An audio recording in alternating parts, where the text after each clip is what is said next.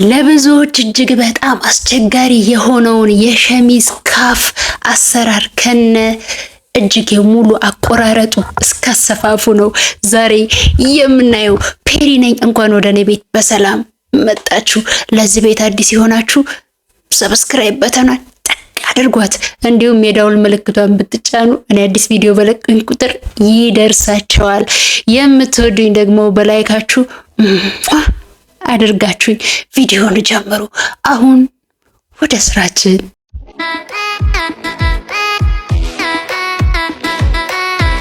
ዛሬ እንግዲህ እጅጌውን ቆርጠን የሸሚዙን ካፍ አገጣጠሙን አሰፋፉን ጭምር ነው አብረን የምናየው። ስፒል አዘጋጅቻለሁኝ። የወረቀት መቀስ፣ የጨርቅ መቀስ፣ ማስመሪያ ያላችሁን ማስመሪያ አዘጋጁ። የከርቭ ማስመሪያ፣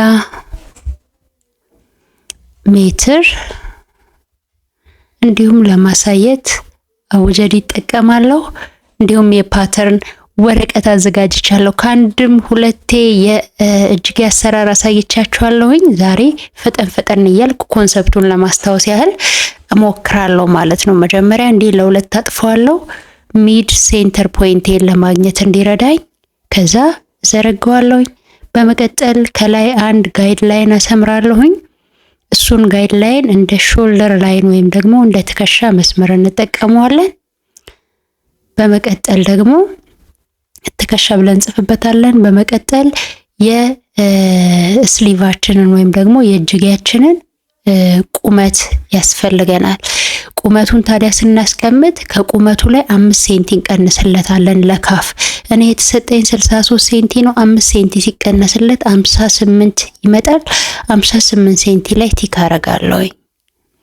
ከዛ አሰምረዋለሁኝ ማለት ነው። 5 ሴንቲ የምንቀንሰው በኋላ ካፍ ስለምንገጥምለት ጠቅላላው 63 ይመጣል። ሴንተር ፖይንታችንን እንደዚህ በማስመሪያ እገናኘዋለሁ ማለት ነው። ፈጠን እላለሁ ዛሬ። ከዛ ደግሞ ቺካፕ ሃይ የምንላትን ፖይንት ለማግኘት ደግሞ የጡት ዙሪያ ወይም የደረት ዙሪያን ለ10 አካፍልና አንድን እደምርበታለሁ። የጡት ዙሪያ ሲካፈል ለ10 ሲደመር 1። የኔ የደረት ዙሪያ 100 ነው የመጣው። ሲካፈል ለ10 10 ይመጣል። አንድ ስንደምርበት 11 ላይ ምልክት አድርጌ አሰምራለሁ ማለት ነው። በመቀጠል የአርም ሆል ስፋትን ለማግኘት የደረት ዙሪያ ሲካፈል ለ5 እንጠቀማለሁ። 100 ሲካፈል ለ5 10 ይመጣል። 20 ይመጣል። 20 በዚህ 20 በዛኛው በጠቅላላ 40 ስፋት ይኖረዋል። እነዚህን ፖይንቶች አገናኛለሁ ማለት ነው። ጎጆ ቤት የሚመስል ቅርጽ እናገኛለን። ይሄው።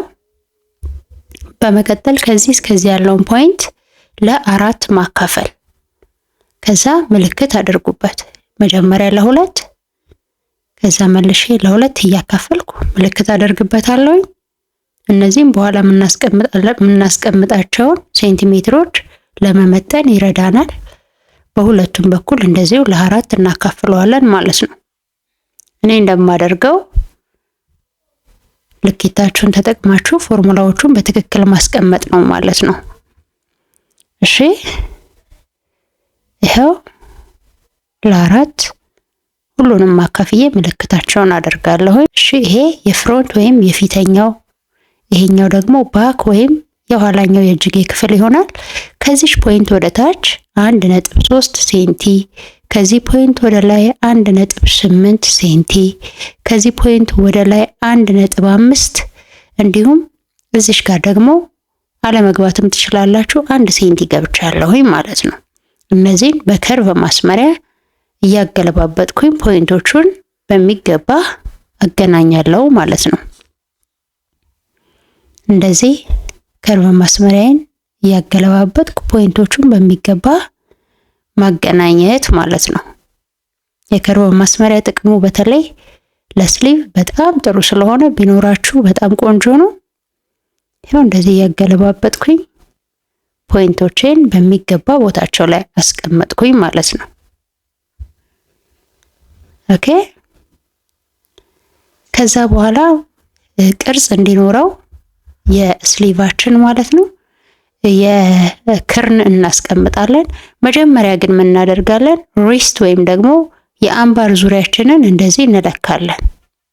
የኔ 20 መጣ አይደለ?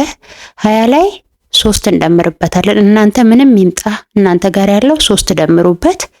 ከዛ እንደገና ደግሞ ለዚህ ለታጣፊዋ ፓርት 1.5 ደምሩበት። በጠቅላላው 4.5 ደምሩበት ማለት ነው። ስለዚህ 24.5 ይመጣል የኔ። ስለዚህ 24.5ን ለሁለት አካፍለውና በሁለቱም ሳይድ እሰጣለሁ ማለት ነው። 24.5ን በሁለቱም ሳይድ እኩል አድርጌ እሰጣለሁ። ተግባብተናል አይደለ? ሪስት ሲደመር 3 ሲደመር 1.5 ማለት ነው። ኦኬ ምልክት አደርጋለሁኝ። እሱን ከማገናኘታችን በፊት ግን የክርን ልኬት ከለካን ከትከሻ እስከ ክርን ያለውን ፖይንት ካስቀመጥን በኋላ የክርን ዙሪያችንን ማስቀመጥ። የኔ 17 ሴንቲ 17 ሴንቲ በጠቅላላው 34 ሴንቲ በሁለቱም ሳይድ ቲክ አረጋለሁ። ከለካችሁ ካለካችሁ ቀጥታ ማገናኘት ትችላላችሁ። እነዚህን ፖይንቶች በማስመሪያ አገናኛችኋለሁ ማለት ነው። ዛሬ እየፈጠንኩባችሁ ነው። ከአንድም 2-3 የእጅጌ ስሊቭ አሰራር ስላሳየዋችሁ ኦልሞስት እሱ ነው። ረጋ ያለውን የምትፈልጉ ከሆነ ደግሞ ሊንኩን አስቀምጥላችኋለሁ ኮሜንት ላይ እና ዲስክሪፕሽን ቦክስ ላይ። ሞርሱ ላይ በደንብ የተብራራና የተረጋጋውን ታገኛላችሁ። ይሄው አሁን ቆንጆ ሆኖልናል። በመቀጠል በዚህ በባክ ሳይድ እኔ ምልክት የማረግባት ፖይንት ወደ ታች ወደ ጎን ማለት ነው 5 ሴንቲ ገባ በሉ። ከዛ ወደ ላይ 14 ሴንቲ ውጡ። 14 ሴንቲ ከዛ እንደዚህ አስምሩት። ስፋቱን ደግሞ 2 ሴንቲ በአንዱ ጎን 1 ሴንቲ በአንዱ ጎን 1 ሴንቲ ያደርጋችሁ 2 ሴንቲ ስጡት። ያንን በማስመሪያ አገናኙት ማለት ነው። የጎኑ ስፋት 2 ሴንቲ መሆን አለበት። በአንዱ ጎን 1 ሴንቲ በአንዱ ጎን 1 ሴንቲሜትር ይሆናል ማለት ነው። ይሄው በመቀጠል ጫፍ ላይ የዳይመንድ ቅርጽ የምትመስል እሰራለታለሁ። በኋላ ስለምንቆርጣት ስለመቀንጨብ ስለሚረዳን ማለት ነው። ይሄው አሁን አሪፍ ሆኖ አልቆልናል። ዙሪያውን የስፌት 1 ሴንቲ ወይም 1.5 ሴንቲ ሰታችሁ መቁረጥ ነው ማለት ነው። ዙሪያውን የስፌት ሰጥቶ ያው የስፌት ሰተናል። ከታችም እንደዛው በሚገባ ፓተርናችንን ቆርጠናል። አቡጀዴ ላይ እንደዚህ ፒን አደርግና አስተካክዬ እኩል ከፓተርኑ እኩል ቆርጠዋለሁ ማለት ነው። ይሄው አሪፍ ሆኖ እጅጌያችን አልቋል ማለት ነው። ከዛ ሚድል ፖይንቱን ኖች አደርግና ይሄንን መስመር ይዤ ሰነጥቀዋለሁ። ሁልጊዜም በባክ ወይም በኋላኛው ሳይድ ነው እሺ የሚሰነጠቀው ካፍ ለመስራት ፕላኬት ለመስራት ማለት ነው። ስፒሉን አነሳሁኝ። ይሄንን ይመስላል የሰነጠኩት። አያችሁት? እሺ ይሄንን ባክ ብዬ ጻፍኩበት፣ ይሄንን ፍሮንት ብዬ ጻፍኩበት ለመለየት እንዲመቸኝ። በመቀጠል የወረቀት ማድረቂያ አዘጋጃለሁ። እሺ ሪስት ወይም አምባር የለካውት ላይ 3 ሴንቲ መደመር። አምባር 20 ነው የኔ ሲደመር 3 23 ይመጣል። 23 ሴንቲ ስፋት ምልክት አደርጋለሁ። 23 ሴንቲ ስፋት ምልክት አደርጋለሁ። እንደዚህ ማለት ነው። ርዝመቱን ደግሞ ቅድም የቀነስነው 5 አይደለ? 5 ሴንቲ ነው የካፋችን ርዝመት የሚሆነው 5 ሴንቲ ነው። ስለዚህ ከፍታውን 5 ሴንቲ አድርገን እናዘጋጃለን። ወደ ላይ ያለው ከፍታ 5 ሴንቲ። እኔ እንደማደርገው ተከትላችሁ በማስመሪያችሁ በሚገባ ማገናኘት።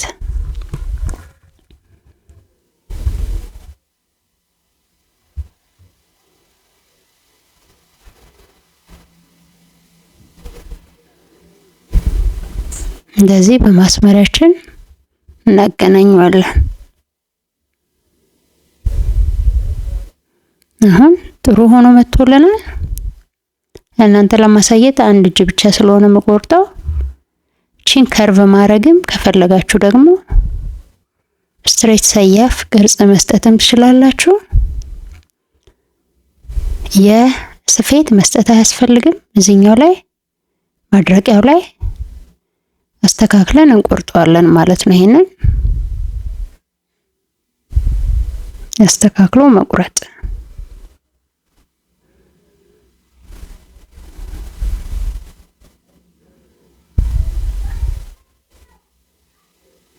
እንደዚህ የሰራነውን ተከትለን መቁረጥ፣ እንዲሁም ለቅርጽ ያህል ቀንጨብ አረጋታለሁ ማለት ነው። ይሄን ይመስላል ካፋችን። ይሄንን ተኩሰን እመለሳለሁኝ። ይሄው ተኩሽ ይሄን ይመስላል።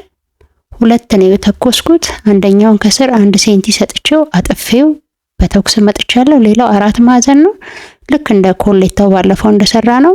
ማድረቂያው ላይ ስለምሰፋው እኩል ለመቁረጥ አልጨነቅም ማለት ነው። እንዴት እንደምንሰፋው አሳያችኋለሁ። በመቀጠል አንድ የምንቆርጠው ነገር አለ። 32 ሴንቲ ርዝመት በ6 ሴንቲ ስፋት የሆነ ጨርቅ አዘጋጃለሁ። አንድ ለአንድ እጅ ከሆነ ለሁለት እጅ ከሆነ ሁለት ነው የምትቆርጡት። እሺ ሁሉንም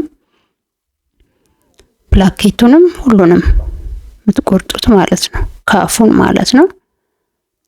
እሺ 6 ሴንቲ ስፋት በ32 ሴንቲ ርዝመት የሆነ አንድ ጨርቅ እንደዚህ አዘጋጃለሁኝ። በመቀጠል እንደዚህ ታጥፎ ይተኮሳል። ከተተኮሰ በኋላ እንደገና ወደ ውስጥ ደግሞ 1 ሴንቲ ደግሞ ይተኮሳል። ጠቅላላ ተተኩሶ ሲመጣ ስፋቱ 2 ሴንቲ መሆን አለበት።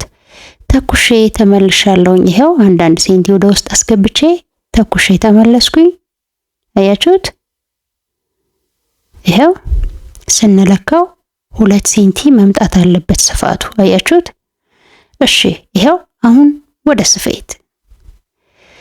እሺ አሁን መጀመሪያ የካፏን ፓርት ማድረቂያውን ይዘን ከማድረቂያው እኩል እንሰፋዋለን ማለት ነው። መጀመሪያ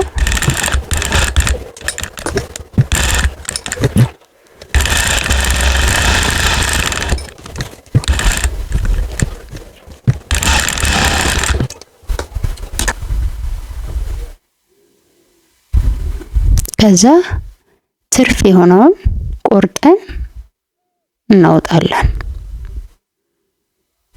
እኔ እንደማደርገው ትርፉን ቆርጣችሁ አውጡት። ይሄው ከዛ እንገለብጠዋለን። አንዱ ፓርት እንደታጠፈ ነው የተሰፋው። እሺ እንገለብጠዋለን። ይሄንን ይመስላል። ቆንጆ ሆኖልናል።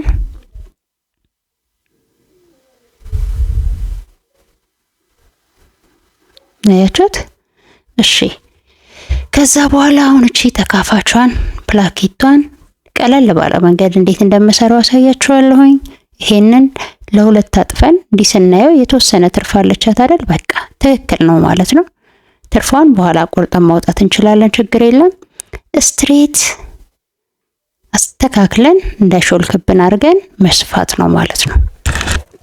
ስትሬት መስፋት። እኔን ተከተሉኝ እንዴት እንደምሰፋው። የተቀደደውን ፓርት የቆረጥነውን የሰነጠቅነውን አያችኋት? እቺ ጎጆ ቤት ነገሯንም እንዴት እንደማስገባት ስትሬት ነው በቃ የምሰፋው።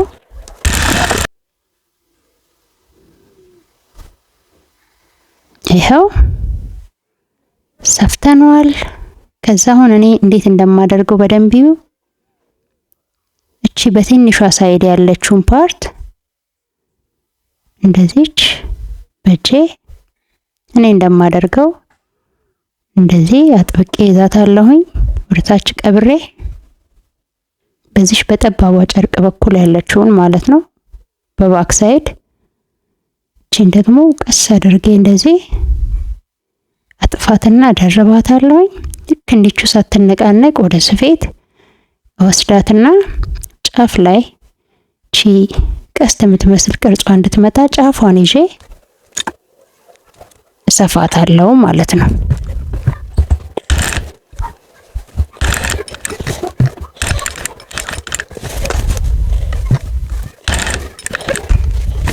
አስተካክላችሁ ቅርጹን እንዲጠብቅ አድርጋችሁ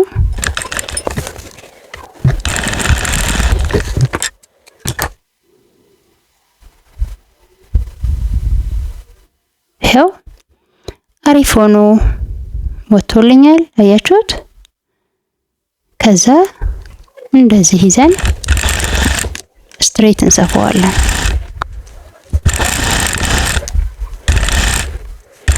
እንገጥመዋለን ማለት ነው። እጁን ባክና ፍሮንቱ እጁ እንደዚህ ይገጠማል።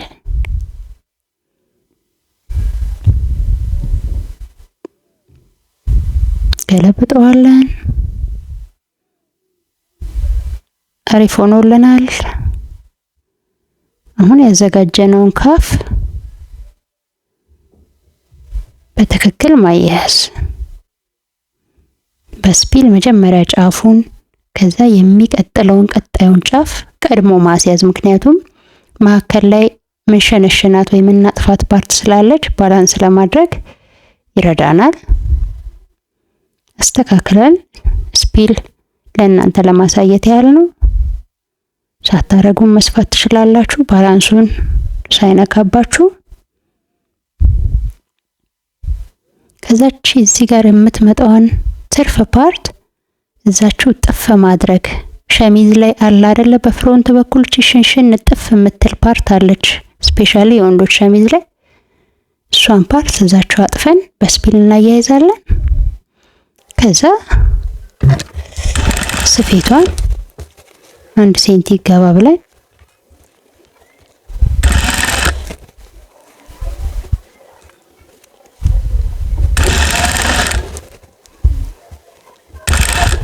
እንሰፋለን።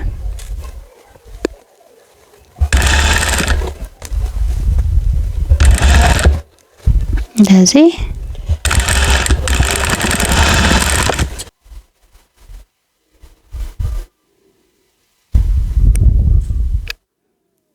ከዛች ትርፍ የሆነችውን ቁርጥ አድርገን ማውጣት፣ ኩፍ እንዳይል ወደ ውስጥ ትርፍ የሆነችውን ቁርጥ አድርገን እናውጣታለን። ከዛ እንደዚህ አስተካክለን መደረዝና መስፋት እንጀምራለን ማለት ነው። እንደምሰፋው የስረኛው እንዳይሾልክባችሁ አድርጋችሁ በእጃችሁ ባላንስ እያደረጋችሁ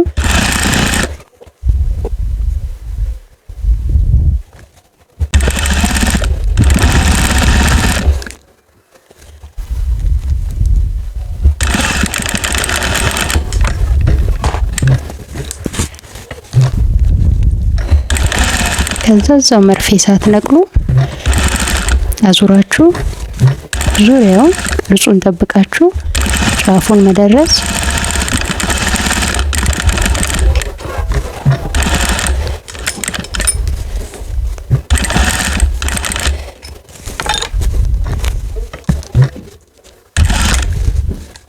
እንደገና ደግሞ 2 ዙር እንደረዘዋለን። ልክ ጂንስ ኪሶች ላይ ምናምን እንዳለው 2 ደብል እንደሚሰፋው 2 አድርገን እንደረዘዋለን ማለት ነው።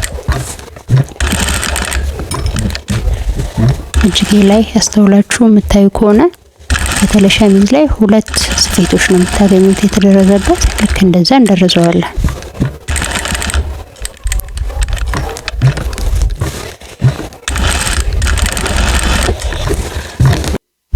እንደዚህ እንደረዘዋለን። አያችሁ በጣም ቆንጆ ሆኖ ወጥቶልናል። ውድ ቤተሰቦች በእርግጠኝነት እንደምትጠቀሙበት አምናለሁ። ሰብስክራይብ ማድረግ ታዲያ እንዳይረሳ፣ ላይክም እንዳይረሳ። በሌላ ጠቃሚ ቪዲዮ እንገናኛለን። ኮመንት ላይ ሌላ ምን እንዲሰራላችሁ እንደምትፈልጉ ጻፉልኝ። ሰላም ያገናኘን። በሰላም ቆዩኝ።